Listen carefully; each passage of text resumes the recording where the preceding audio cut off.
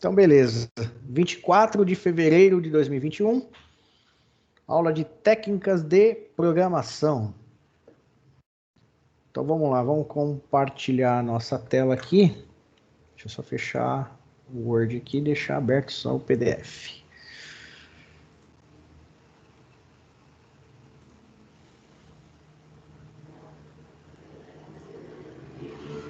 Pessoal, vocês enxergam minha tela aí? Sim, professor, dá para ver. Beleza. Deixa eu só abrir a minha janela aqui que tá osso aqui, tá muito calor. Consigo ver.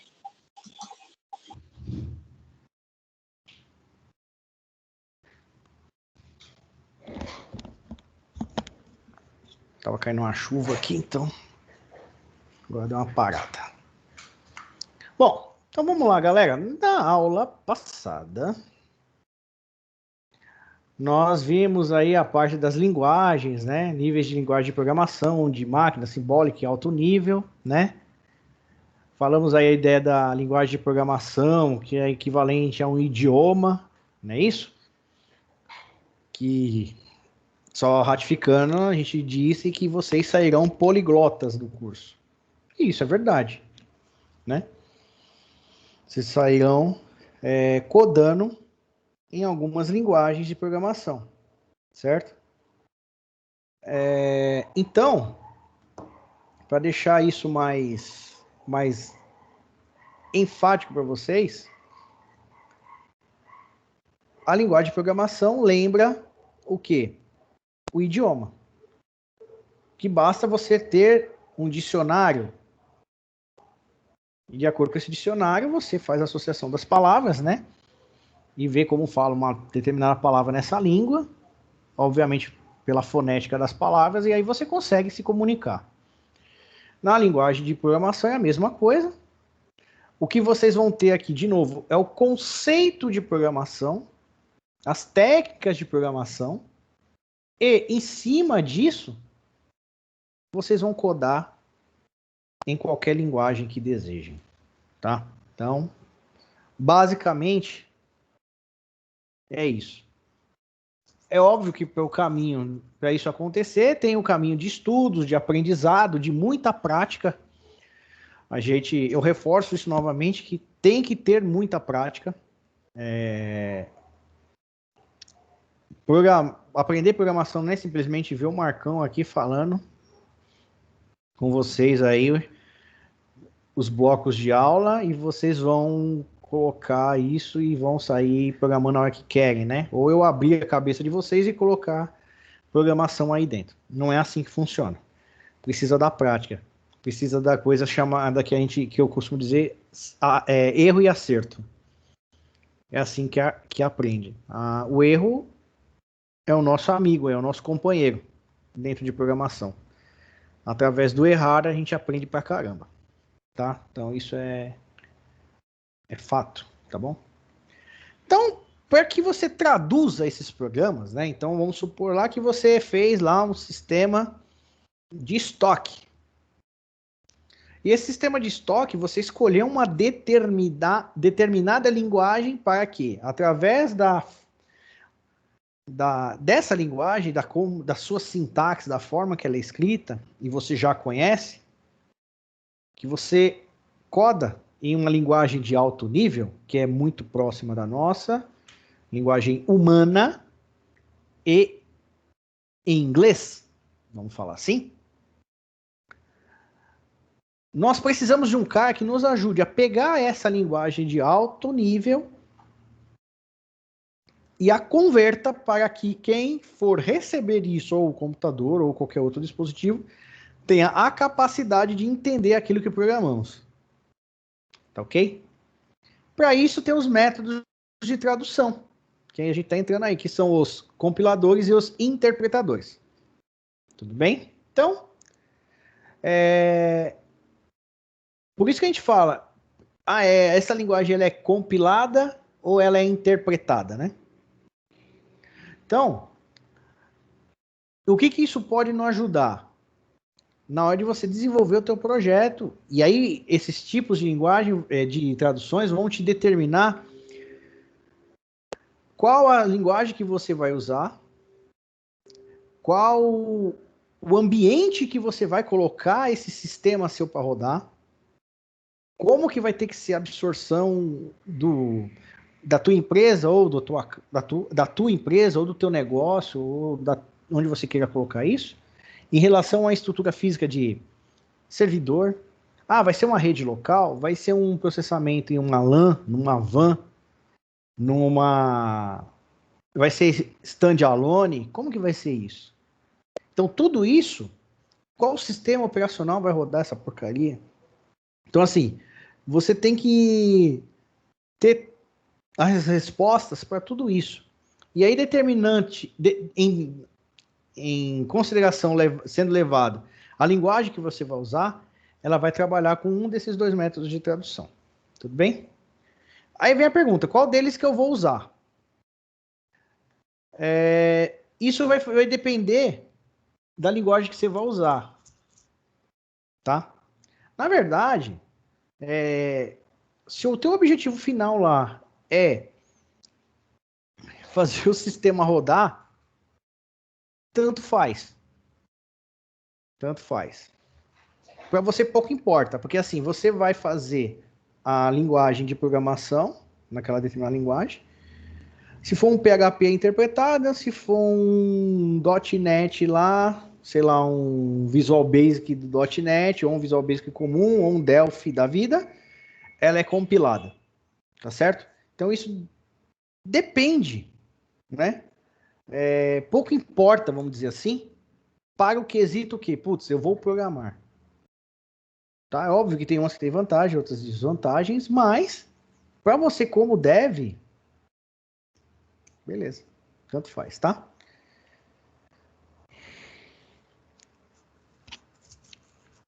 Então, pegando aqui as definições. Compiladores e interpretadores. Então, lá, basicamente, um compilador é um programa. Pensa num programa comum, sei lá. O Word é um programa, o Adobe Reader que a gente tem aqui é um programa também, o Microsoft Teams é um outro programa, tudo bem? Que ele faz o quê? Ele vai traduzir, ele é um programa que pega o que você coda nessa linguagem de alto nível, ele pega esse seu código, tudo bem? E faz essa tradução entre o que você codou e a linguagem de máquina que você está trabalhando. Eu costumo dizer aí, para quem gosta de futebol, que ele é o cara do meio de campo. Antigamente, hoje tá uma porcaria isso aí. Mas é o cara que pega, é o cara de meio de campo, aquele camisa 10, né? Ou aquele 5 que sai avançado. Pega a bola da defesa, trabalha a jogada e distribui para o ataque fazer o gol. É o cara que está ali no meio. Dentro de um processo de linguagem, é que nem você pegar, putz, eu vou fazer um turismo lá para a China. Vou pegar lá, vou lá para a China, só que eu não falo chinês, óbvio. Então o que tem que ter? Tem que ter um tradutor, um intérprete, que vai fazer o quê? Eu vou falar em português, sei lá, vou lá na China comer em qualquer lugar lá, sei lá. Mas eu não sei falar que é o nome das comidas de lá. Aí tem um tradutor lá, um intérprete lá comigo. Eu falo, sei lá, eu quero arroz, feijão, bife e batata frita. Sei lá, é ruim de ter isso lá, mas tudo bem, vamos supor. Ele vai pegar o que eu estou falando na minha linguagem e vai passar isso para o cara do restaurante chinês lá. O compilador é basicamente a mesma coisa. Ele pega, só que o compilador, o que ele faz? Ele pega todo esse programa, todo. Imagina um programa com 2.000, 3.000, 4.000, 5.000 linhas. Ele pega todo esse programa, ele traduz para você e joga para o computador. Tudo bem? Então esse é o trabalho do compilador. Tá? Então ele tem essa dinâmica, né? Por exemplo, vou dar um outro exemplo. Você tem um sistema seu hoje rodando, eu estou falando do sistema compilado, tá ok? Um sistema compilado, onde ele pega todo aquele código, transforma num cara para que o computador entenda. Para ser mais específico, alguém que já tem alguma vivência na área, seria eu pegar um programa codado lá em códigos em inglês, ele pega todo esse arquivo e gera um arquivo executável. um arquivo executável, aqueles arquivos .exe, são arquivos que já estão codificados para a linguagem de máquina. Tudo bem? Então o compilador faz isso, pega o que você escreveu em alto nível, compila, transforma num executável, para que, desculpa, a máquina possa executar isso daí. Tudo bem? Feita essa tradução, tá?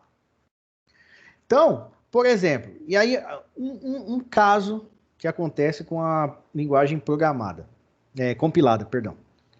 A linguagem compilada, eu vou dar um exemplo para vocês. Eu fiz um controle de estoque, tudo bem? Que ele é compilado. Então, o que eu faço? Eu vou falar um pouquinho de rede cliente-servidor, coisa bem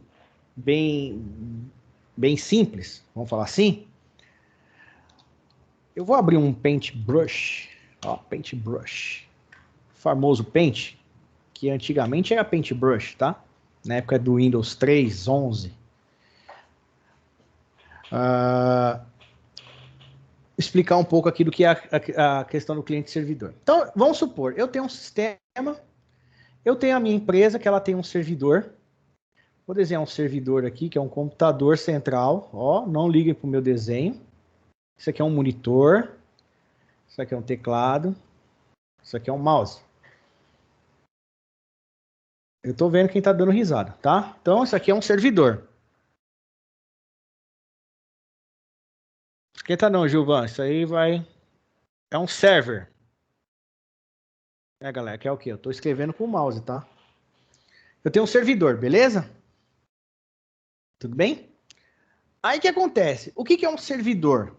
Servidor é uma máquina de alta capacidade de processamento e armazenamento. Eu tô vendo aí, viu? Leonardo, Lucas, Gilvan, tô vendo. Eu vou lembrar de vocês na hora da nota. Então, essa é uma baita de uma máquina. É um computador parecido com um convencional. Tem disco rígido, tem monitor, tem teclado, né? PC da Xuxa foi fogo. Mouse, tudo. Só que ele fica lá num lugar fechadinho, né? Com ar-condicionado, aquela coisa. Isso aí, João, já ganhou moral comigo. Tá? Então ele fica isolado. Geralmente só a galera de TI, nós, que temos acesso a esse maluco aqui. Tudo bem? Aí o que acontece? Esse servidor, ele é ligado... Ixi, agora vai ser bloco fazer. Nossa. O que é isso aqui que eu estou desenhando? Alguém saberia me dizer?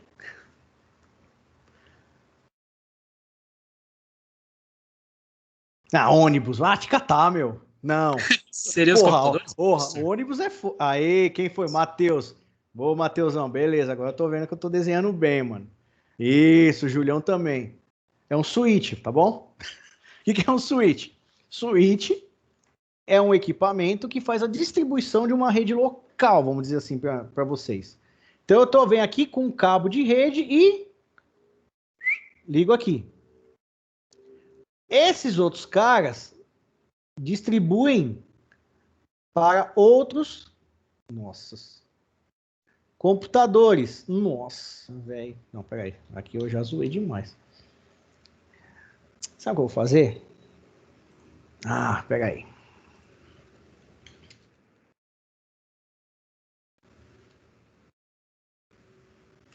Vai te lascar, né? Aí fica feio demais o negócio. E vocês ficam me zoando e tal. Deixa eu fazer um negocinho. É que aqui eu também tô com um zoom absurdo aqui, né? Ah, deixa eu fazer aqui um esqueminha. Pelo menos vai ficar menos zoado. Ah, garoto. Tá vendo? Aqui. Ó, computador com 19,5 polegadas. E aqui, ó. Certo? Aí, olha só. Então, cada um aqui ligado nessa rede local. Tá ok?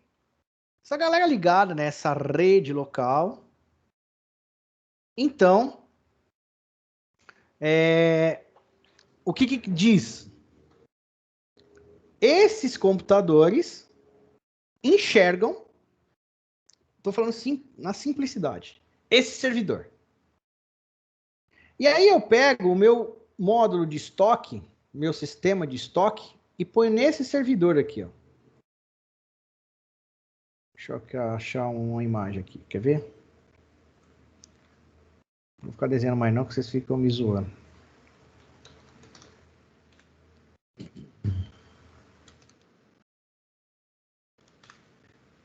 Deixa eu ver se eu acho alguma imagem que contemple isso aqui. Ah, legal, gostei disso aqui. Pera. Esse aqui vai ser o nosso, vamos dizer, sistema de estoque. Tudo bem? Nosso sistema de estoque está nesse cara aqui. Está nesse cara aqui, ó. E aí o que acontece? Ele está numa aplicação cliente-servidor. Clientes são as minhas máquinas que vão buscar determinadas coisas num servidor. Por quê? Porque esse sistema tem que estar disponível para todas essas máquinas. Tá ok? Estando assim, o que acontece? Tem aqui o programador.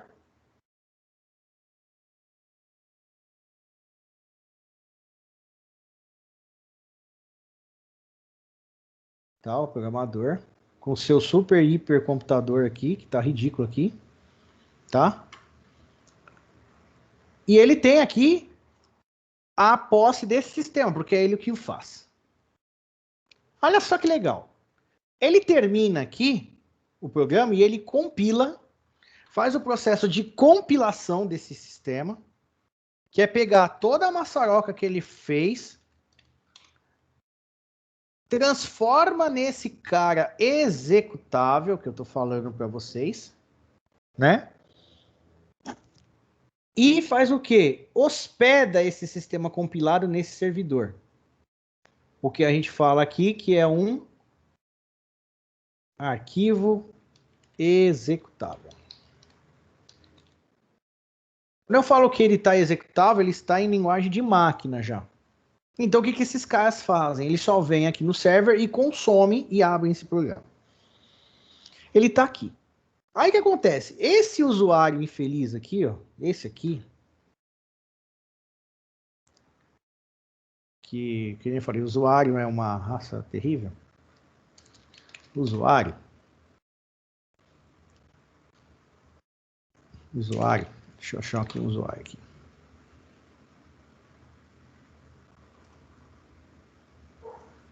Que está aqui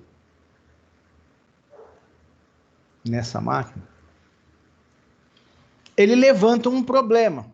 Olha, o sistema, putz, ele está usando o sistema de estoque e fala assim para ele, putz, o sistema de estoque na tela de transferência de produtos não está aceitando uma determinada unidade de medida. Eu tenho a unidade de medida de um produto que eu tenho aqui na movimentação de estoque, que é, sei lá, bicho, quilograma. Tudo bem? Aí ele fala, pô, tá faltando isso, eu não tô conseguindo trabalhar por causa dessa informação, desse dado que eu não tô conseguindo inserir. O que ele faz? Ele liga aqui pro dev e fala, ó, meu, eu não tô conseguindo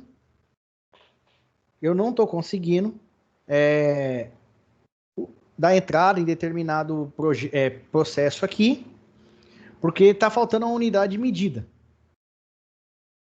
O dev aqui, por sua vez, ele vai fazer o que? Ele vai depurar o código que ele fez e vai verificar se isso que o usuário está falando é verdade. Que às vezes o usuário levanta alguma lebre, mas a gente tem que ter o caráter investigativo antes de confiar na palavra desse cara. Porque quantas vezes já aconteceu isso comigo, galera? O cara levanta uma lebre que você vai procurar no sistema e o sistema está da forma que teria que estar. Só que ele foi imputar os dados de uma forma errada. Sei lá, ele está tentando dar entrada de produto numa tela de cadastro de fornecedor, por exemplo. Puta, mas aí é ignorante. Acontece. Para ele investigar demora muito? Depende, João. depende da complexidade do que ele está te levantando. Já aconteceu de tudo comigo. Uma vez, eu estava trabalhando com um pessoal de custos, e ele batia na tecla que uma fórmula lá tava errada. Ah, tá dando 5 e tem que dar 2,5, não sei o quê. Um exemplo, eu não lembro o número. E aí você vasculha a fórmula de todo jeito, você calcula, você fala, caramba, bicho, é isso mesmo, né? E aí você já perde meio dia, 6 horas do seu dia olhando isso e se matando. Você chama o seu colega lá, que é dev também, mano, olha essa fórmula aqui que eu tô errando e tal. Aí depois de 6, 7 horas ele vem lá, meio sem gás, fala, e aí, conseguiu? Eu falo, bicho, eu não tô achando esse problema. Você fala, então, bicho, eu que errei, a fórmula tá certa. Só que o infeliz vê isso depois de 6, 7 horas que você tá se matando, ou seja, você perdeu meio dia. Já aconteceu comigo. Já aconteceu comigo, diversas vezes. Você perdeu meio dia em cima de um problema que, na verdade, o problema não existia. Você leva em consideração que o cara é um cara que tem formação para aquilo, o cara é especialista naquilo, se o cara passou, fala, meu, eu ferrei alguma coisa na forma, o que será que é? E aí no final ele fala, não, fui eu que errei. Aí é mancada, velho, mas fazer o quê? Deve dar vontade de matar. Sim, com certeza, você sente essas coisas. Nós devs passam diversos sentimentos por nós. Isso aí vocês vão aprender, com certeza. Desde o amor ao ódio, eles vão de uma forma muito rápida, assim, entendeu? Então, é de acontecer. Eu investigando isso, tipo, se continuar dando erro e você não achar, então, não tem muito isso, cara. Eu vou trazer uns psicólogos. Minha irmã é psicóloga, vou mandar minha irmã vir dar umas aulas pra vocês. Pessoal, não tem muito como a gente falar assim, tem um erro e não achar. Você tem que achar uma solução para aquele problema. Que, por exemplo, uma unidade de medida de quilo. Putz, então tudo que for entrar na empresa que for quilo não vai dar entrada, porque não tem unidade de medida. Eu tenho que dar um jeito para isso. Então, é broca, a gente tem que resolver o problema. Temos que arrumar um jeito de resolver isso aí, tá? Então isso tem que ficar bem claro para nós. Aí voltando, eu achei o erro. Só que é o seguinte, o pasfúncio aqui, ele tá parado aqui, a máquina dele tá parada, ele não tá lançando os produtos, por quê? Porque ele parou no quilo lá. Esse cara aqui, ele tá mandando bala, porque ele tá cadastrando outras coisas, tá usando outros recursos do mesmo sistema e tá mandando bala. Aí eu, Marcos, como deve aqui, venho e acho o problema e falo para ele assim, ô amigo, Pasfúncio, achei o problema, agora você vai conseguir dar entrada com unidade de medida quilo. Só que o que eu preciso fazer? Eu modifiquei quem? O programa. A versão executável que está aqui ainda é a versão que está errada, levantada a lab por ele, lembra? Ela está rodando aqui no meu servidor. O que eu preciso fazer? Recompilar, vamos dizer assim, ou compilar novamente esse código, ir aqui no server e trocar esse cara. Eu preciso trocar esse executável que está aqui por um novo executável, concorda? Por quê? Como ele pega todo o código, compila e joga, eu preciso, para fazer essa alteração, tirar esse que está lá e pôr outro no lugar. Isso, atualizar a versão. Exatamente. Vou fazer uma nova versão desse cara. Quando a gente fala de sistema compilado, cliente-servidor, que o cara busca essa aplicação aqui no servidor, eu preciso substituir algo. Ou substituir o programa. Já respondo isso aí, Kaique. Boa pergunta. Só que o que eu vou fazer? Eu vou catar esse cara aqui e vou tentar compilar aqui. Para matar esse cara e pôr o novo no ar. Só que quando eu faço isso em um compilado, o que ele faz? Ele não permite eu matar esse cara. Porque ele fala que esse cara está sendo usado. Lembra que eu falei que esses malucos aqui estão usando? E possivelmente esse Zé Mané aqui também está usando. Puta, Marcão, então você não consegue pôr esse projeto aqui se o pessoal estiver usando lá no servidor. Sim. É a mesma coisa, você já trabalhando aí nas empresas, você pega uma planilha do Excel que está em rede. Aí você vai abrir, quando você dá 2 cliques nela e abre, ele fala, olha, essa planilha está somente leitura porque o fulano de tal está usando. Você não pode salvar. Por quê? Porque ele já tomou posse daquela planilha, então você não consegue salvar nada, porque ele já é detentor dela. Aqui é absolutamente a mesma coisa. Putz, o que você vai ter que fazer? Eu tenho que pegar e matar todas as conexões, ou todo mundo que estiver usando, enxergando esse cara aqui, ó. Caramba, Marcos, então você está querendo dizer que eu tenho que derrubar a empresa inteira para pôr o sistema de novo no ar? Exato. É uma das formas. E como que eu faço isso, Marcão? Lá na empresa mesmo a gente tem algumas soluções. Dentro do próprio sistema que a gente faz, a gente tem um flag. Que quando a gente quer atualizar, a gente parametriza esse flag, o sistema interpreta e ele fala para o usuário, olha, tem uma atualização para ser feita, vamos derrubar o sistema, tenta entrar em 5 minutos. Puf, derruba o sistema. Quando o sistema todo cai, esse executável fica livre, leve e solto. Aí eu venho aqui, compilo esse cara e jogo aqui. Joguei aqui, desflago esse negócio, porque por que eu deixo o flag ativo? Porque quem tentar entrar na aplicação vai verificar que esse flag está dizendo que está desabilitado e eu não deixo o cara entrar. Tudo bem? E aí é quando a gente consegue fazer a substituição. Mudou o flag, girou o flag, as aplicações começam a subir de novo, inclusive com o usuário que me chiou disso daí. Tá? Isso, eu estou falando um processo de compilação. Por quê? Ele pega todo o código que eu fiz, transforma todo aquele código em linguagem de máquina e para que ele seja enxergado de novo, eu tenho que pôr no server, substituindo o anterior, para aqueles caras pegarem esse projeto compilado. Tá? Então, quando a gente fala de compilação, a gente está falando disso. É um programa que pega a linguagem feita em alto nível para você dev, transforma em linguagem de máquina e disponibiliza esse arquivo. A gente fala de um executável, tá? Quando a gente está falando de arquitetura com o sistema operacional Windows, tá? Alguém perguntou aí se esse contato entre o usuário e dev acontece de maneira direta ou tem um intermediário?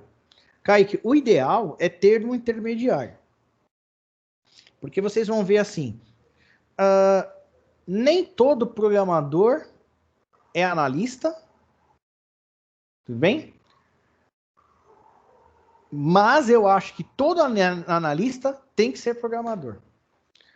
Por que eu digo assim? Tem gente que tem perfil de programador. Eu conheço pessoas dessa forma.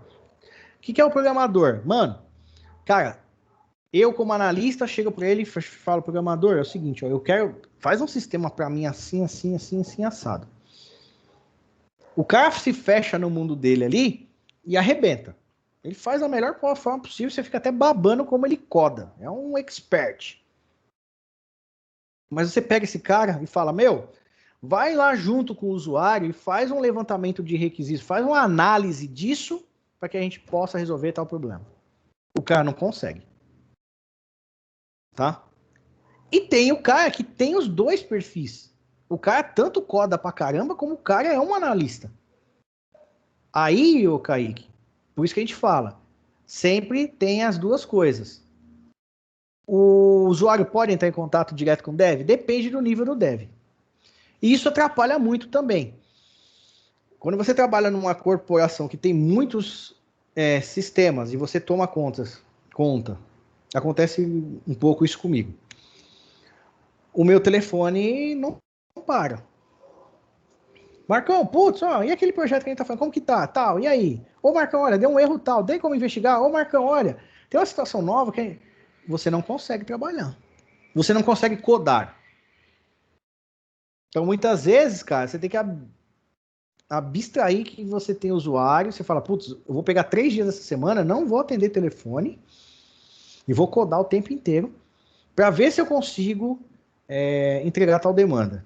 Porque é horrível, galera. Vocês vão ver, vocês estão ali no meio de um raciocínio lógico, resolvendo um problema, vem alguém te atrapalha, quebra tua linha de raciocínio.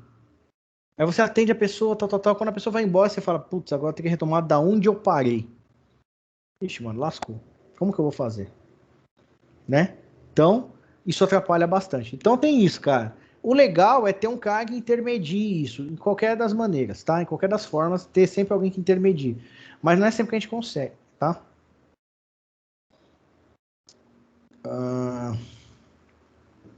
Professor, não tem como colocar outro executável, tipo atualizado, e deixar o Epaminondas usar quando... Então, pode. Tem essas formas. Mas isso aí é um risco, né, cara? Porque, de repente, você começa a colocar versões dentro de um server. Daqui a pouco tem usuários usando uma versão, tem outros usuários usando outra, né? E isso aí pode dar problema lá na frente. Principalmente se tiver alguma alteração muito grande dentro desse sistema. Pode ser que o cara nunca pegue essa ideia de cara, tá? Então, é muito complicado isso daí. É muito complicado. Eu não recomendo, não. Sinceramente, eu não recomendo.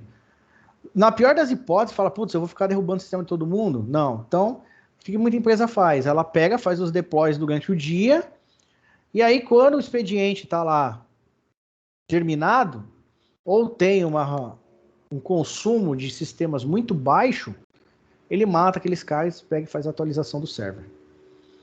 Tá? Colocando o cara no lugar. Só fazendo a remetência para banco que a gente tem, por exemplo, eu vou fazer uma atualização de banco estrutural.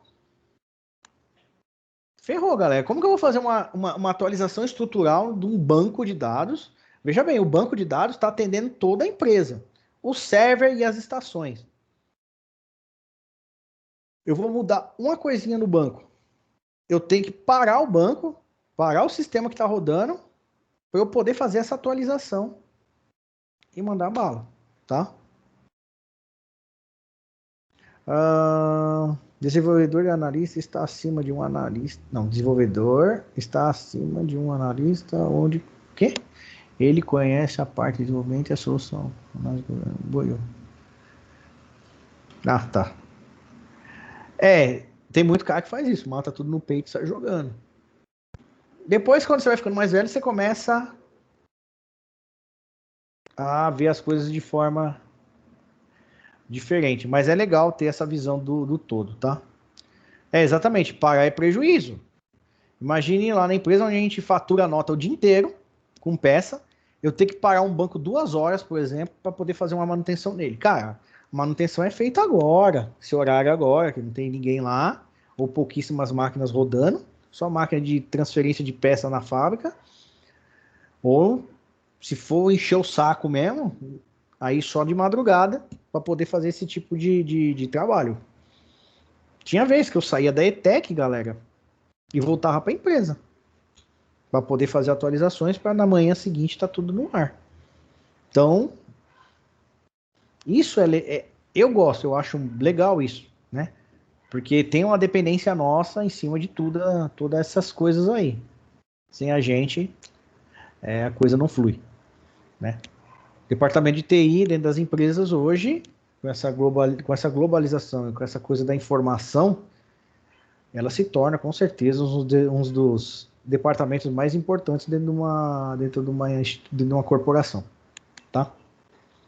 Deu para entender aí com esse desenho, essa maçaroca aqui que eu fiz só para explicar a compilação?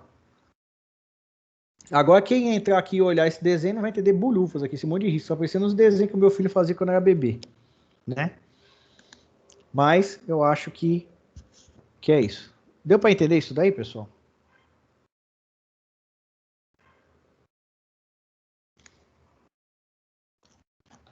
Tudo tranquilo, professor. Então, beleza. Desenho surrealista, pode crer. Tá bom. Então, ótimo. Quando a gente fala de interpretador, então, só fazendo um adendo aqui, normalmente é de alto nível para baixo nível. Então, para assembly ou linguagem de máquina, que foi aquilo que eu expliquei, que ele faz essa tradução. Delphi, Rust, C++, Swift figuram nas linguagens compiladas, tá bom? Então são algumas linguagens que são compiladas.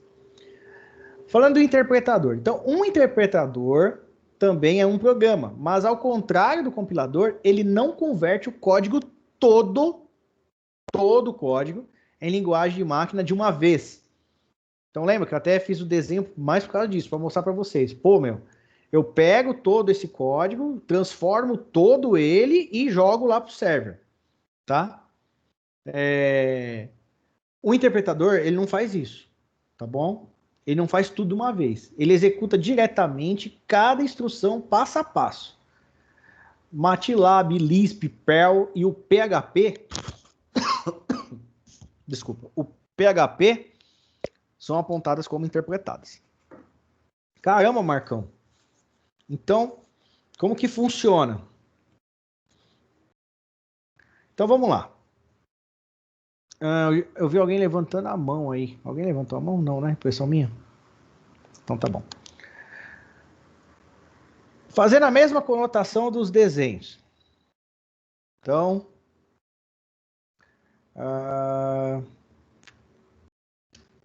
O que se dá para... Opa. Vamos deixar assim. Voltei. Da mesma conotação, falando de interpretação. Então, como é uma coisa, eu vou usar uma prática minha dia a dia, eu vou falar do PHP. Tudo bem? Que o PHP é uma linguagem interpretada.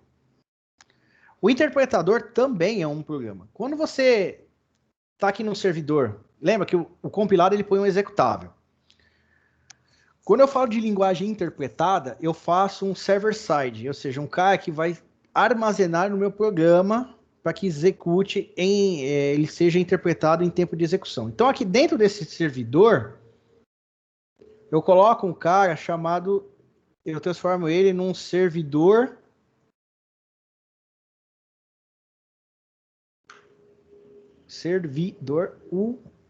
web.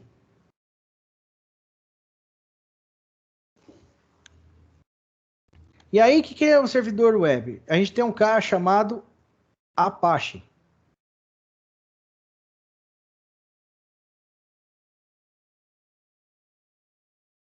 Isso eu estou falando de PHP. Tudo bem? O que ele fica aqui? Ele fica o tempo todo rodando, e aí eu faço os meus programas, tá? Em scripts. Nossa, vocês não perdem tempo mesmo, hein? Putz, tá? O que eu faço? Quando eu codo essa minha estrutura em PHP, eu jogo todos esses meus programas, meus arquivos.php nesse servidor aqui, ó. E o Apache faz o quê?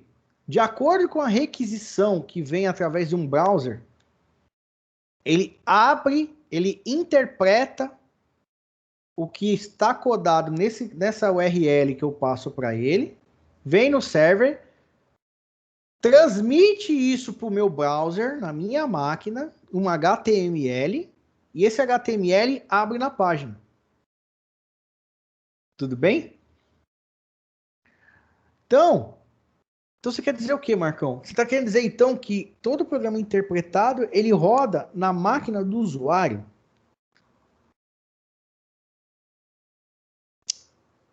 Então, vamos supor aqui, ó, tá? Aquele mesmo tiozinho aqui, sei lá. Eu apaguei ele, vou ele aqui de novo.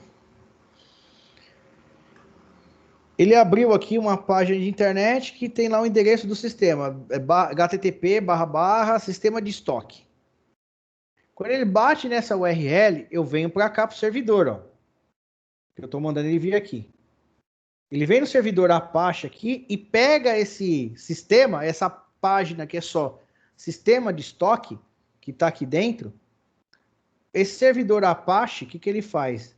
Ele verifica esse arquivo, somente ele que é responsável por carregar a tela de login, processa aqui dentro do servidor Apache, transforma esse processamento numa página HTML, que vocês estão vendo lá com o Luizão e a Mayra, lá em PW1 ou Verão, e retorna essa página HTML para esse usuário, aqui no browser dele, no Chrome dele.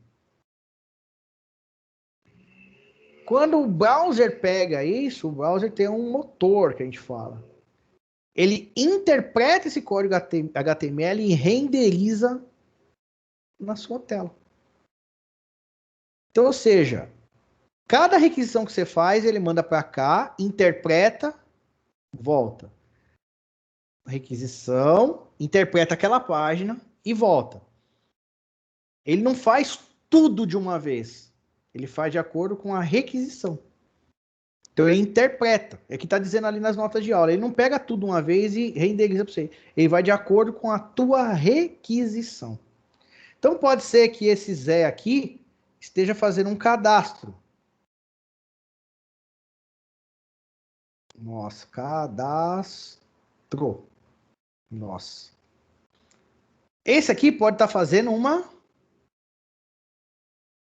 consulta. E esse aqui pode fazer uma exclusão. Uma exclusão. Só que é o seguinte, o bacana é que quando esse cara consome isso aqui, ele não vê todo o programa, ele só vê, interpreta o que está sendo pedido. Aqui é cadastro, então aqui só vai aparecer a tela de cadastro para ele interpretada. Aqui é a consulta, só vai aparecer a consulta. E aqui é só a exclusão, vai ser só a exclusão. Então ele interpreta de acordo com a requisição que ele recebe, de acordo com as estações de trabalho que eu tenho. Tudo bem? Deixa eu só ver algumas perguntas aqui. Então a internet é um tipo de interpretador. Não é internet. Não é internet. O servidor web que eu estou usando para fazer uma aplicação internet, sim. Ele faz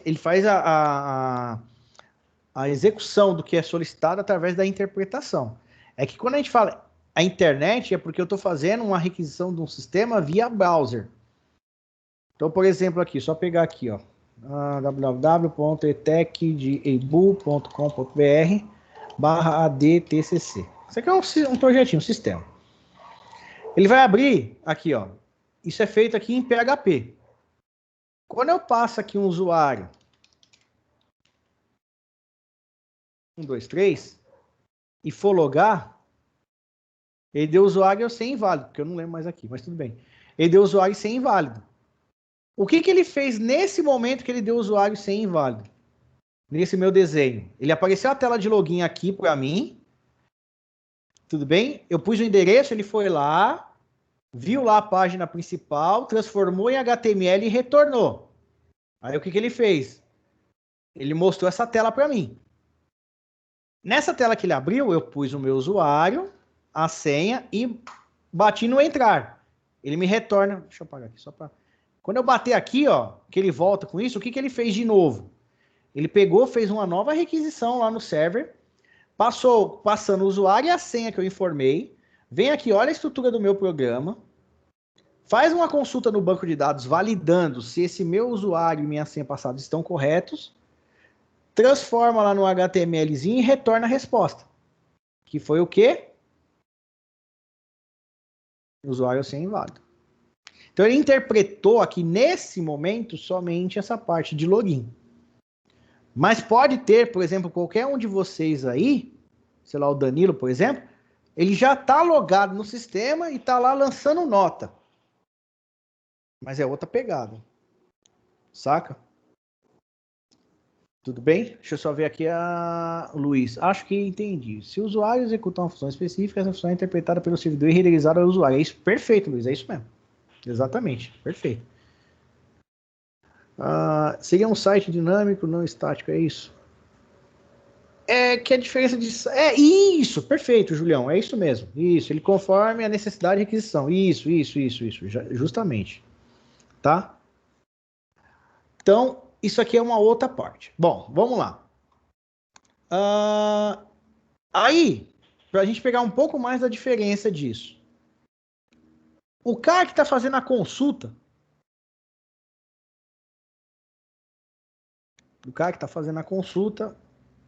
ele liga para mim.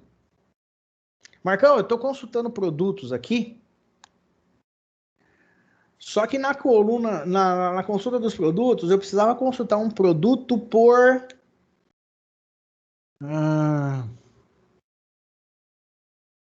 data da nota fiscal.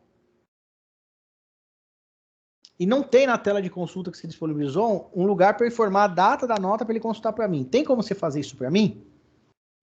Aí eu falo para ele, tenho. Eu entro aqui lá, sei lá, no Visual Studio Code aqui, que nem aqui, ó. Cadê VS Code aqui, ó. Aqui, ó. Eu tô aqui na minha máquina de dev, abro esse cara.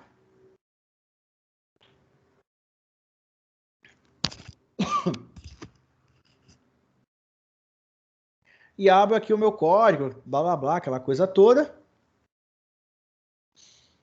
E altero. Faço as alterações que ele me pediu. Coloco lá o parâmetro para ele buscar consulta por data, aquela coisa toda. Salvo. Terminei isso aqui. Eu simplesmente pego esse arquivo que eu acabei de alterar e coloco no servidor. Ah, tem um lá, substituir. Pode substituir? Sim. Por quê? Porque o arquivo lá, o Apache, ele só lê os arquivos .php. Então, se eu vier aqui fazer uma atualização nesse arquivo, ele não mexia que ele está sendo usado. Porque ele é só lido. Troco. Aí eu só falo assim pro cara aqui, ó. Esse aqui. Fala, amigão, dá um F5 na tela aí e você vai ver que vai aparecer a opção de buscar por nota. Ele vai lá, dá um F5 no browser dele lá e ele fala, putz, apareceu o parâmetro de data. Tá, põe uma data aí, faz uma consulta, testa para mim.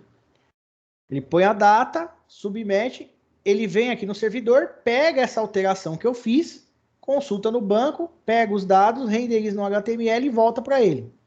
Os dados aparecem em tela para ele novamente. Para trabalhar com manutenção,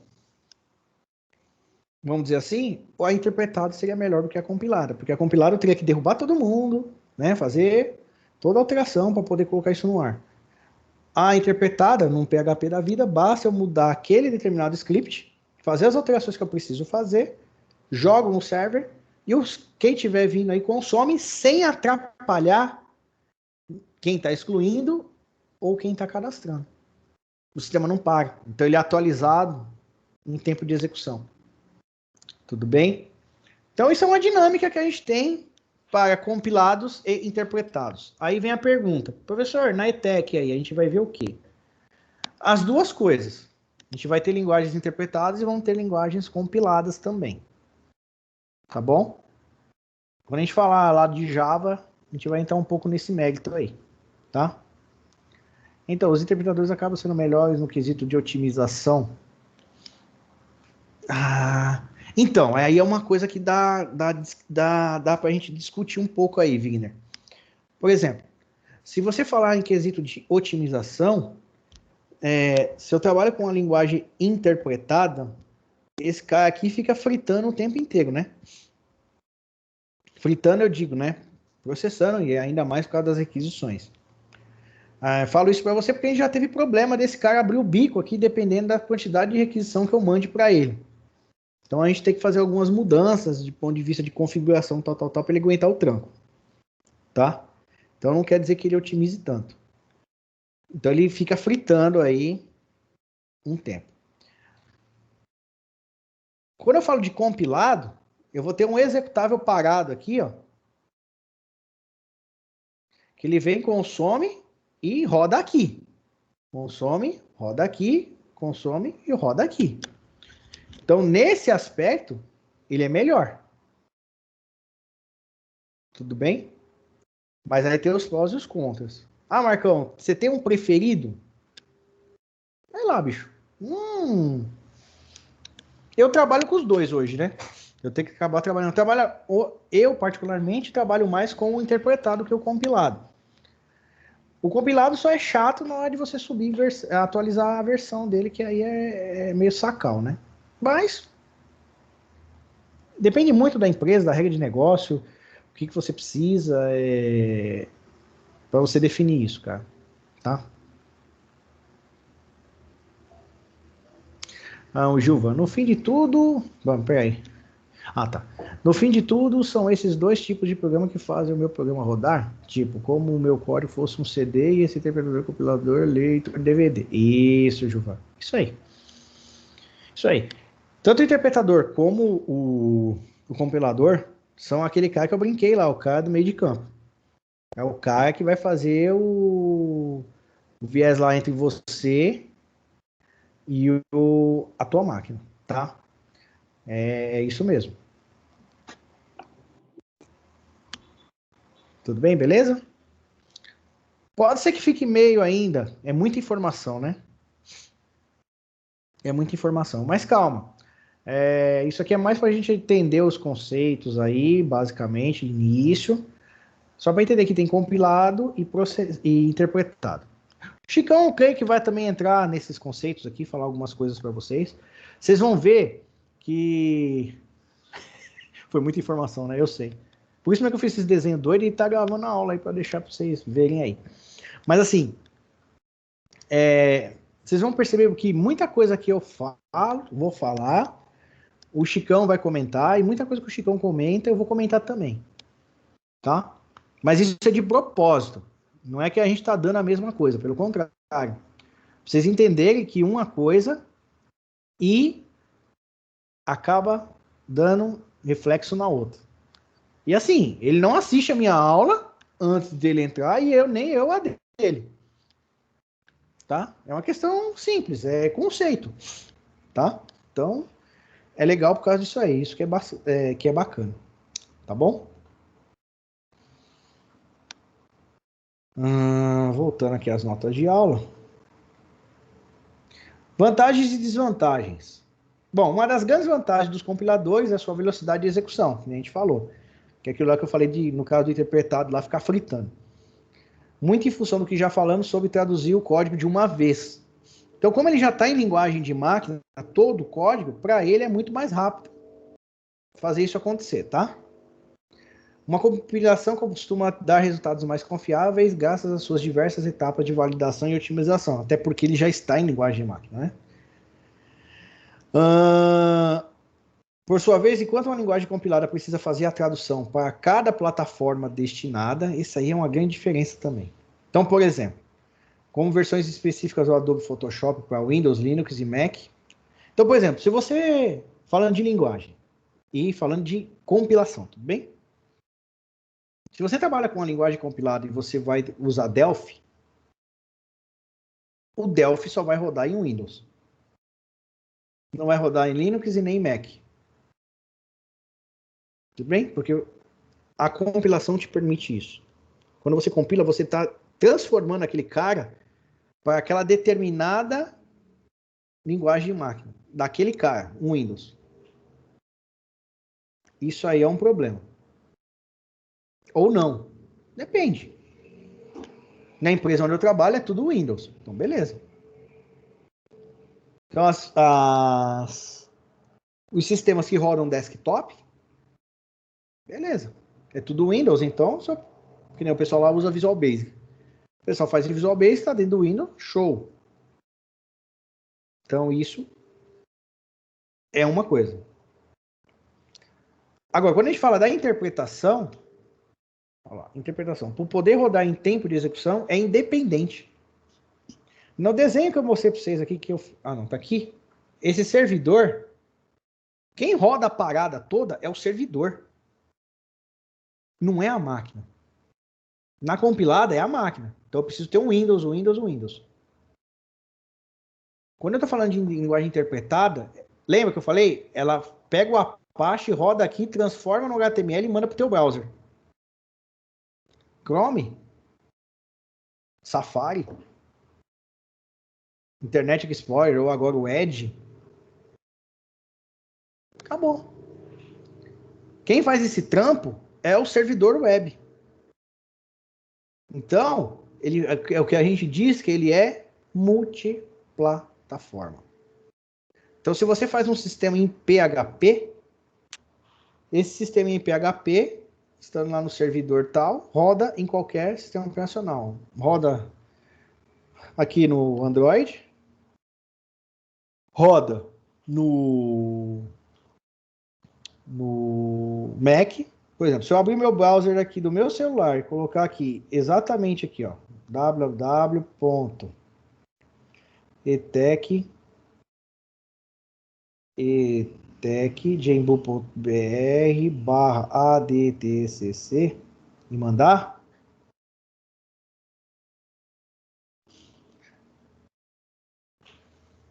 Aqui, ó.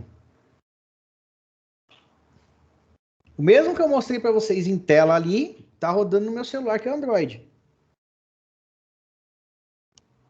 Mesmo cara.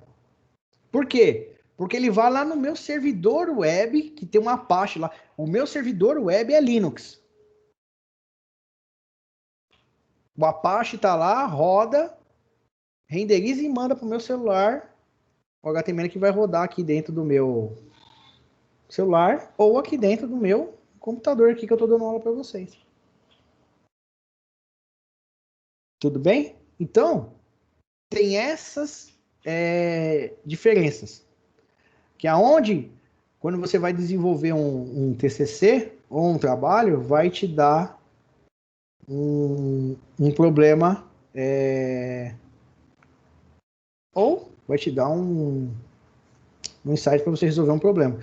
Aconteceu na empresa, uma vez o presidente da nossa empresa chegou para nós e falou assim, ó, eu tava de férias, tinha acabado de chegar de férias e a equipe, os meninos lá, que eu tinha uma galera de ETEC que trabalhava comigo, né? Cheguei lá, os meninos desesperados. Marcão do céu, o presidente da empresa veio aqui e aí ele tem uma DVDoteca. Olha só, é muito legal. Ele tinha um banco de dados em Access, onde tinha catalogado mais de 4.000 filmes, séries, DVDs musicais, o caramba 4, catalogado. E aí ele tinha Access. Aí ele queria... E aí, é um senhor já, né? Ele falou assim, olha, eu queria que isso rodasse no meu iPad. Ou, por exemplo, fosse lá na casa da minha filha, quero mostrar para ela o que ia mostrar. Mas eu não consigo, porque esse negócio tá tudo rodando num... Só roda em Windows, é isso? Aí o pessoal Aí um já veio, não, mas a gente consegue fazer rodar em qualquer lugar. Quer dizer, perdão, eles falaram assim. Aí o presidente falou assim na empresa: vocês conseguem fazer com que isso rode em qualquer lugar? O cara, para fazer média com o homem, falou: não, beleza. Só que quando o homem virou as costas, o pessoal, e agora? Como que a gente vai fazer isso rodar em cara rico desse jeito? Com certeza tem Mac, né? iPhone, iPad, MacBook, o caramba 4, né? Aí cheguei de férias, aí o pessoal, Marcão do céu, ó, tem um problema sério. Aí, puto, o pessoal tentou mexer com Swift para jogar para Mac, mas é complicado. Ou Java também. E o negócio tá feito em Access, como a gente faz? Eu falei, mas qual é o problema? Putz, ele precisa ver esse programa em qualquer lugar que ele quiser. Eu falei, cara, vamos usar uma linguagem multiplataforma. Vamos jogar no PHP, a gente joga no servidor web, hospeda. E aí ele acessa de onde ele quiser. Então vamos lá. Aí chegamos para ele, falamos assim, olha, seu Vitor, é o seguinte, a gente vai colocar isso na nuvem para o senhor, só que o senhor precisa assinar um domínio, né? E um servidor web para poder manter o seu sistema lá no ar, tal, na internet, aí onde o senhor for, seja ele qual for o browser que o senhor for usar, ou o equipamento, ou o device, o senhor vai conseguir enxergar isso tranquilamente. Aí, né, cara que tem pouco dinheiro, fala, não, vê aí, pode ver aí o servidor, esse negócio de hospedagem, pode ver esse negócio de nome, pode hospedar aí pra mim. Mas aí você precisa provar, não, passa lá para contas a pagar e eles pagam isso aí. Pode pegar o melhor serviço que vocês acharem. Aí fizemos isso, né? Contratamos lá um servidor web e tal, registramos eles lá na RegisBR, beleza? E fizemos o sistema para ele multiplataforma, em PHP. Acabou. Todo contente. Isso aí já tem uns 8, 9 anos que a gente fez isso pra ele. E tá lá até hoje. No ano retrasado encontrei ele e falei, e aí, seu Vitor, tá lá? Tá lá ainda. Não tô dando muita manutenção, mas tá lá ainda. Então ele tá usando, tá? Então, ou seja, uma das coisas das linguagens multiplataformas, tá? Que são interpretadas. Deixa eu ver aqui o Kaique. Professor, programa que foca em um só sistema operacional funciona melhor ou tem mais facilidade de manutenção, atualização que os que trabalham multiplataformas, pela facilidade de comunicar com um canal apenas? Legal, boa pergunta, Kaique. Não, isso é relevante, cara. Por exemplo, quando eu tô falando do PHP, não tem essa diferença, né? Pode ser que em alguma situação tenha um comportamento diferenciado de um sistema operacional ou outro, em algumas regras, em algumas exceções. Mas a grande maioria esmagadora funciona muito bem, cara. Não tem muito problema, não. Tá? Agora, o que leva a pessoa, por exemplo, a usar uma determinada linguagem compilada. Eu só trabalho com linguagem compilada. Isso aí já é uma coisa de cada um, né? Tem gente que, por exemplo, que mexe com PHP, mas não mexe com ASP. É web, tudo direitinho, ou com Java Web. Para entender que, não, PHP é bem... Tá. Ou tem caras que usam, sei lá, um VB e falam que nunca vão usar um Delphi, por exemplo. Não é da época de vocês, mas quando eu era moleque tinha muito essa rivalidade em quem programava em Delphi e quem programava em Visual Basic. Tinha muito isso. Porque quando você abria as IDEs, elas eram relativamente parecidas. A Microsoft sempre com aquela coisa mais redondinha, mais bonitinha e tal, e o Delphi mais aquela coisa rústica, meio ogra da vida. Mas as duas faziam basicamente a mesma coisa. As telas que você montava num Delphi, você monta num Visual Basic, por exemplo, tá? Então, cara, isso varia muito, cara.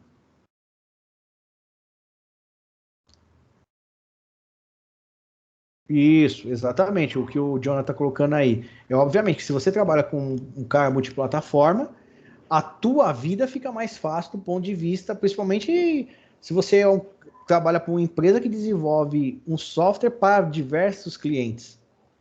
Então pode ser que o cliente fulano de tal tenha todo o ambiente dele em Windows, que vai atender tranquilamente. Mas pode ser que um outro cliente tenha todo o ambiente dele, sei lá, em Mac, em Linux, em, sei lá, qualquer outro sistema operacional, tá? E o legal do multiplataforma é justamente isso. Você programa uma vez e atende uma gama de clientes, vamos dizer assim.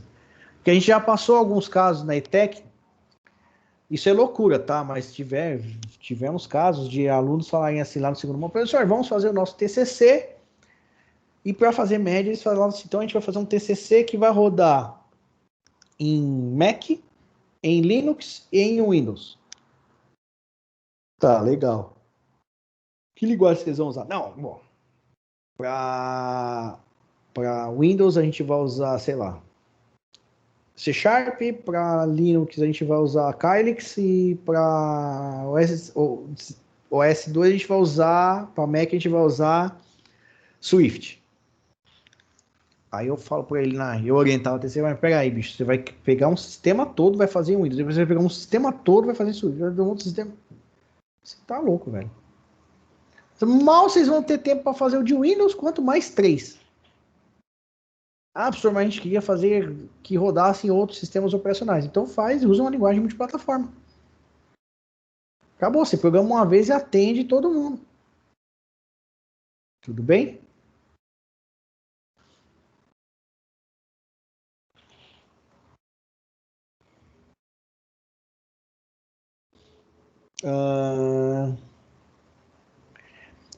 Aí aqui fala, né, que a manutenabilidade do código em linguagem interpretada é mais fácil, né? Doravante até o exemplo que eu dei aqui para vocês, né?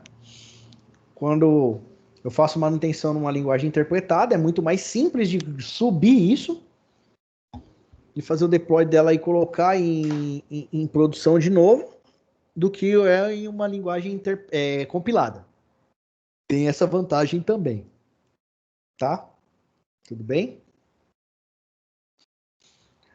Isso, no entanto, também pode ser visto como uma desvantagem, pois qualquer pessoa com o mínimo de conhecimento pode ver a implementação de um JavaScript embutido numa página web ou até fazer uma injeção de código. Por isso mesmo, a segurança é sempre uma preocupação em momentos. Professores, qual seria uma linguagem multiplataforma? Python. Python, Java, PHP, ASP, Qual mais? Sei lá, mais um monte aí. Sim, multiplataforma, tá? Node também. Então são linguagens multiplataformas aí, tá? Esse último parágrafo aqui, o comentário, né, que é feito, isso, no entanto, também pode ser visto como uma desvantagem, pois se a pessoa tem um mínimo de conhecimento, pode ser que a implementação em JavaScript embutido numa página web pode ser alterada. Sim, é. Não necessariamente. A gente tem o Java, que é multiplataforma, mas é que o Java ele tem um conceito de VM, de Virtual Machine, que aí a gente vai, dentro da aula que eu creio que na próxima aula a gente já vai começar a abordar isso, tá? A gente vai falar de Java, e Java é uma linguagem multiplataforma, ela tem uma peculiaridade dela, que é onde a gente vai entrar aí nos conceitos na próxima aula, tá?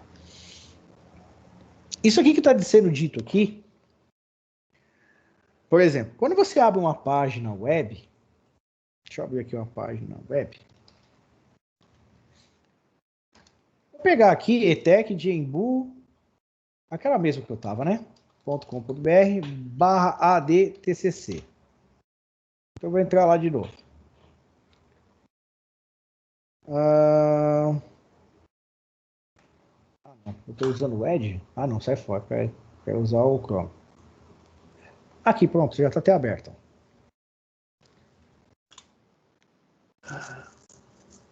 A parte de inspeção de elementos aqui, né? Então, por exemplo, aqui eu consigo enxergar, ó, tudo que eu tô. Então, isso aqui é o HTML que está rodando aqui do lado, tudo bem? Então, isso aqui já tem uma similaridade aqui com que a professora Mayra aí, ou o professor Luiz, está trabalhando com vocês, tá? Ó, isso aqui é o HTML todo. Se eu vier aqui, ó, eu consigo mudar esses caras aqui, ó. Né? Então, por exemplo, password. Vou pôr text aqui. Opa, olha só. Type text. Olha lá, tá vendo aqui, ó? Que já mudou? Eu tava com o password para aparecer esses pontinhos. Eu inspecionei o elemento, troquei aqui, ó. Ó, vou pôr aqui, ó. Tá em letra, né? Eu vou inspecionar, eu vou dar um edit aqui aqui e vou pegar esse cara aqui e vou trocar para password.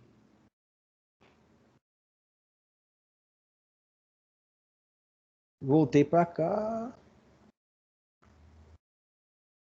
Senha usuário. Quando eu voltar para cá, ixi, cagou aqui, galera. Senha, type. Deixa eu recarregar aqui a página, peraí. Quando eu recarregar aqui, deixa eu inspecionar de novo. Olha lá, password. Ele retorna para o tipo dela. Ou seja, o que eu quero dizer é o seguinte. Eu estou inspecionando os elementos aqui e estou trocando em tempo de execução. Isso que ele fala. Quando eu falo de interpretação. Por quê? Porque ele foi lá no servidor web e me retornou isso aqui. Inclusive, o JavaScript. É que eu não tenho nada de JavaScript. Mas, por exemplo, posso fazer validações aqui em JavaScript para permitir que o cara execute uma função para verificar a quantidade de caracteres que tem aqui, né, se é válido ou não, e eu faço o JavaScript para interpretar isso. Vocês vão ver isso aí. Se eu vier aqui inspecionar elemento, eu consigo mexer nessa desgrama aqui e trocando isso aqui, ó. Mexendo aqui, ele vai mexendo nessa porcaria para mim aqui. E aí o que eu faço? Eu perco essa validação. Então é o que ele está dizendo aqui, né? Aqui, ó, login, avaliação do DTCC. Eu vou aqui e qualquer coisa, ó. Ele troca para mim. Tá vendo? Então, lá no segundo módulo, principalmente, a gente vai trabalhar, eu vou trabalhar a ideia de a gente fazer validação do lado do back-end. Que é o lado de quem? Do servidor. Eu não procurar fazer validação de nada no HTML ou JavaScript. Tudo bem? Júlio, teoricamente não. Por quê? Porque quando eu coloco aqui e submeto, ele vai lá no servidor web validar isso aqui. Então eu não consigo. Só se for com SQL Injection e se eu tiver com isso, pô, penso aqui no meu... Mas isso é uma outra pegada. Mas não consigo não, tá? Porque ele vai me... Quando eu bater aqui a senha, ele vai lá, vai validar se esse usuário, essa senha for correta, ele me retorna de lá do servidor web o novo HTML que vai ser carregado. Então, aqui eu não enxergo isso, tá? Eu sei, imaginei já que vocês iam perguntar isso. Eu não enxergo isso, tá? Tudo bem? Então, isso aqui também é um caso a se ver. Então, quando ele fala na linguagem interpretada, pode ter esse tipo de dor de cabeça. Agora, na compilada, eu não consigo fazer essa coisa de inspeção de elemento e mexer nessas coisas, tá? Só para a gente poder ter um entendimento melhor aí das dúvidas. Tudo bem? Beleza?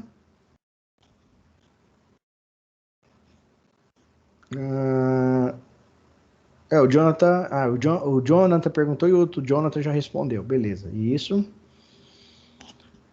Você não consegue logar sem ter senha. Isso. Isso. Tem a localhost, tem as rotas de navegação, tem aonde você vai colocar as controllers, as classes, os objetos, as models, as views. Mas calma, galera. Exatamente, é tudo configurado, é tudo... Vamos com calma. Só estou mostrando o universo, assim, de como isso se comporta. A gente só está vendo definição. Tudo bem? Com o tempo, vocês vão absorver cada um desses conceitos, tá? Fica tranquilo aí. Só estou mostrando na prática como que é a coisa toda aí, tá?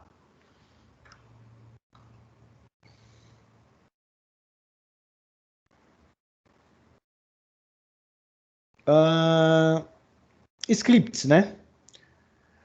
Essa preocupação com a segurança e com a flexibilidade das aplicações, entre outros motivos, foram responsáveis para dar vida àqueles pequenos trechos de códigos ou scripts baseados em Java, transformando-os em linguagem propriamente dita, linguagem de script como JavaScript.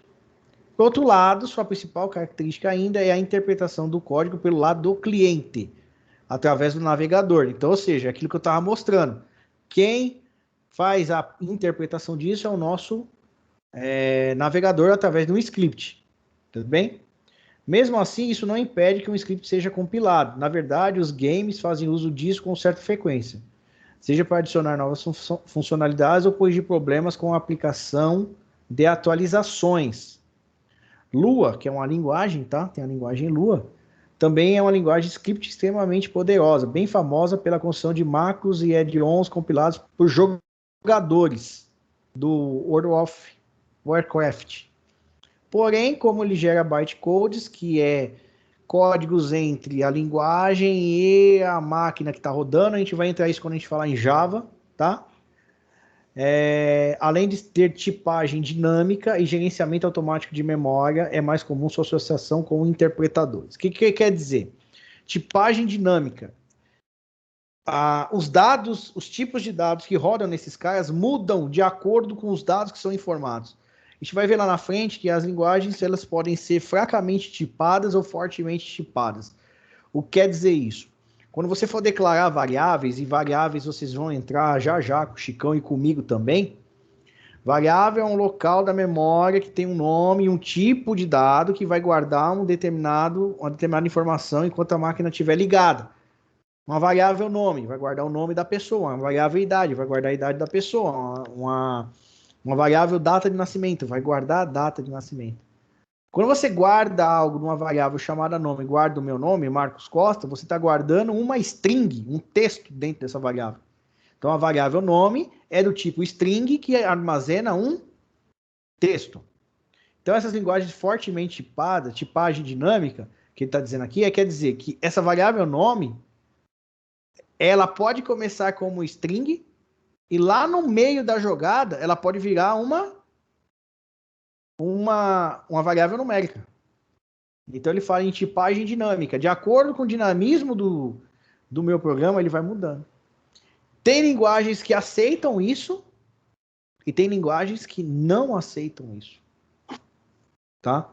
Mas isso aí é um outro viés aí que a gente tem que ter para a gente poder interpretar isso melhor. Tá? A gente vai... Nesse primeiro modo, as linguagens que veremos são fortemente tipadas. O que quer dizer?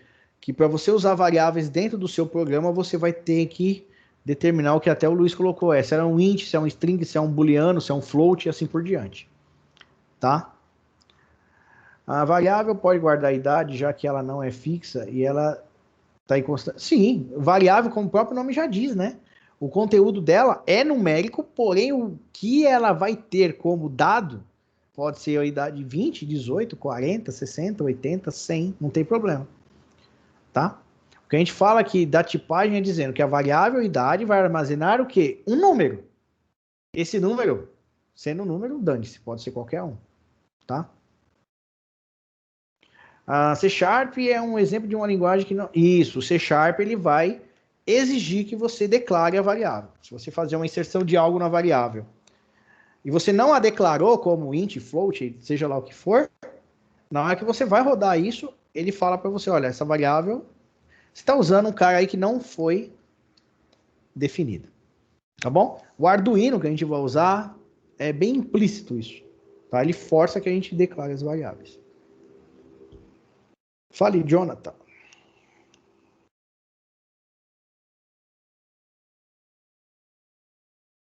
Não consigo entender como funciona a estrutura de um software.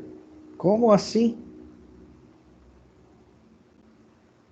Tipo, por onde começa... Por onde... Ah, legal. Não. Legal, Jonathan. Assim, cara, depende da linguagem que você estiver usando. Mas assim, vamos fazer aquela receita de bolo de começo. Primeira coisa que você faz, vamos falar de uma linguagem fortemente tipada. Primeira coisa que você faz, ó. Não é, a gente vai chegar nisso, tá? Eu vou abrir aqui uma ideia, um software, um programa em Arduino. E aí eu vou te explicar porque isso vai de a regra de cada linguagem que você for trabalhar, amigo. Quer ver? Ó, deixa eu abrir aqui, ó. Olha só.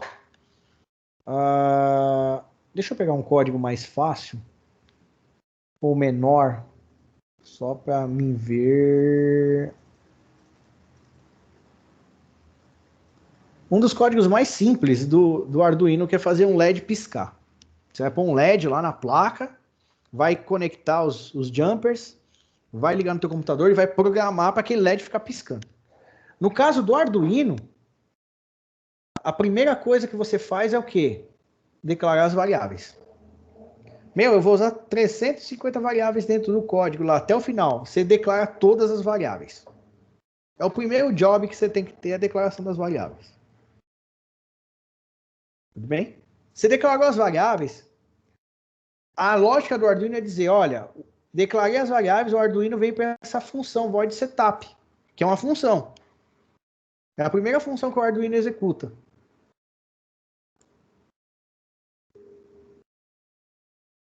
Não, esse void quer dizer que ele não retorna um valor, tá? Mas eu só vamos entender o conceito. O void setup, o que ele faz? É uma função obrigatória. Declara as variáveis, depois faça o void setup, que é o quê? Configurar o Arduino. Então, ele reconhece as variáveis, depois que reconhece as variáveis, ele vai configurar o Arduino. Passo 1, passo 2. E o terceiro passo é esse void loop aqui, que é o quê? É o programa todo que vai ser executável. Que nesse caso é ligar o LED e apagar o LED. Então, ele declara a variável, configura o Arduino e executa a lógica que você implementou. Nas outras linguagens, você declara a variável, você faz o seu programa rodar. Pede nome, endereço, CEP, blá, blá, blá. Salva, isso volta. Então, basicamente, isso varia para cada linguagem. Mas a estrutura sempre é essa. Você trabalhar com as declarações de variáveis, estou falando de uma linguagem fortemente tipada, que é o que a gente vai trabalhar no começo, declara as variáveis e aí você já trabalha com a regra de negócio. Tá? Então, é assim que funciona. Tá? Professor, na ETEC tem essas placas? Sim, Miguel. Pô, para mim montar o kit Arduino da ETEC, eu suei a camisa. Monto desde 2014. Desde 2014. A gente tem os Arduinos lá. A gente tem essas coisas. Tá? A gente quer implementar umas coisinhas a mais. Vamos ver aí, né, se a gente consegue. Colocar não só Arduino, colocar um ESP8266. E assim por diante. A gente quer melhorar as coisas assim. Tá? Alguém tinha levantado a mão, acho que é a Cássia, se não me engano. Cássia?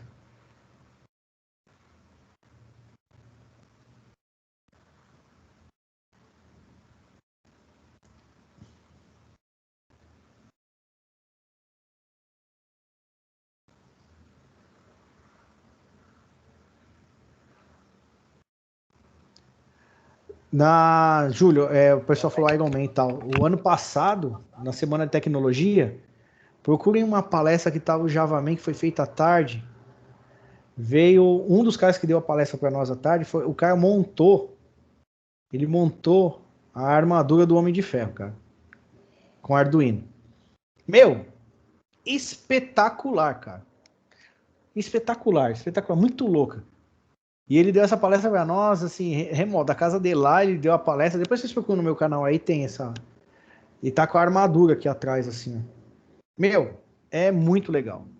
Muito legal. Teve um martelo do Thor lá na ETEC, exatamente. Esse TCC foi top. Aí eu tenho um vídeo meu gravando que eu tirei. Depois. Dá uns 5 minutos, tô indo lá. Esse martelo do Thor na época os caras estavam falando, eu fui testar o TCC dos caras e eu tirei o martelo do chão. Aí os caras. Eu tenho até um vídeo, eu filmei isso aí.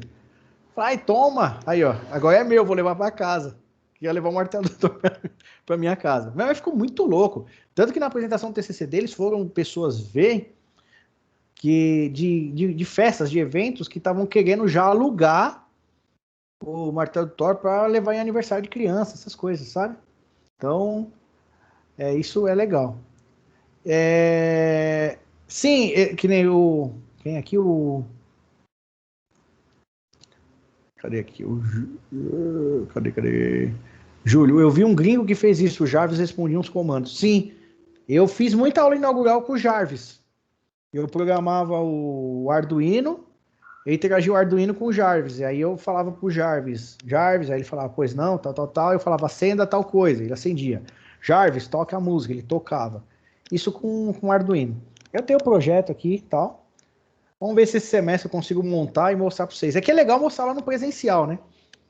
Mas eu falo, Jarvis, ele fala, pois não sei o que tal. E aí eu interagia com ele, falava com ele.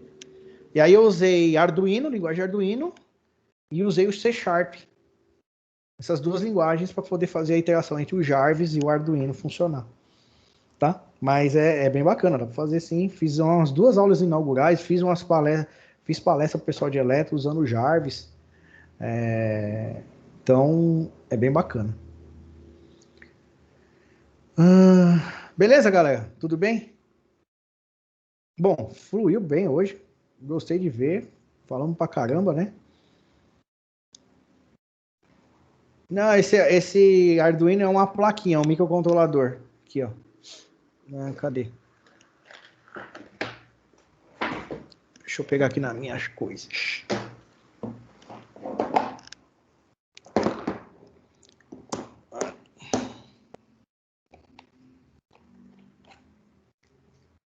É isso aqui, ó. Isso aqui é um Arduino. Isso aqui é um microcontrolador. Então aqui eu pego, aciono, uso uma protoboard, conecto os cabos, conecto os LEDs, sensores de luminosidade, sensores de presença, sensor de chuva, o cacete A4 aqui e vou mandando bala, eu programo. Isso aqui que tá mostrando na tela para vocês, eu mando esse código para cá. E aqui ele interage com o mundo físico, que é o que a gente chama de computação física. Tá ok? E aí eu tenho aqui o meu kitzinho aqui, né? No caso. Tenho aqui também, que eu mostrei ontem o pessoal de eletro. Isso aqui é o meu bracinho robótico, né? Que eu programo ele em Arduino também. Aqui, ó. Né? Aqui, ó. Braço robótico, aqui a garra dele, né? Os motores aqui para ele rodar na base, ó. Tá vendo? A pinça, tá? Então isso aqui a gente programa em Arduino e a gente faz ele Professor, mexer. não tá na tela, não. Tá na minha visão aqui, sim. Tô vendo? Tá aqui, ó.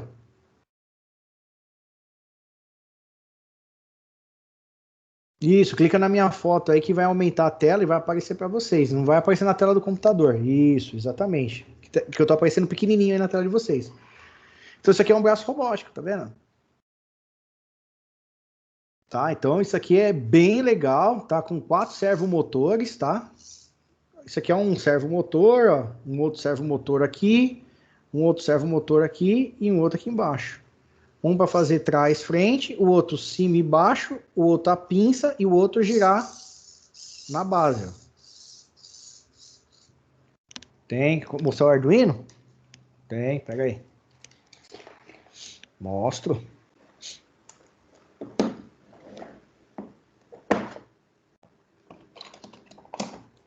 Aqui, ó.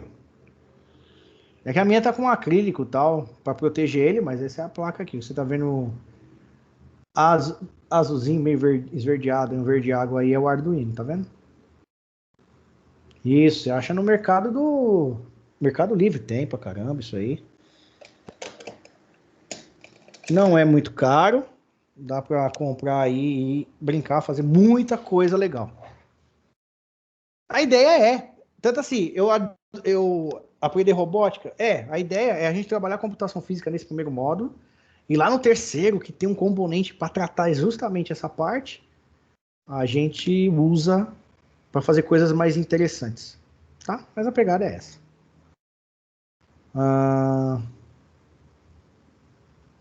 Isso. Tem muita coisa bacana para fazer, galera. Tem muita coisa legal. Tá bom? Beleza? Deixa eu só interromper a gravação.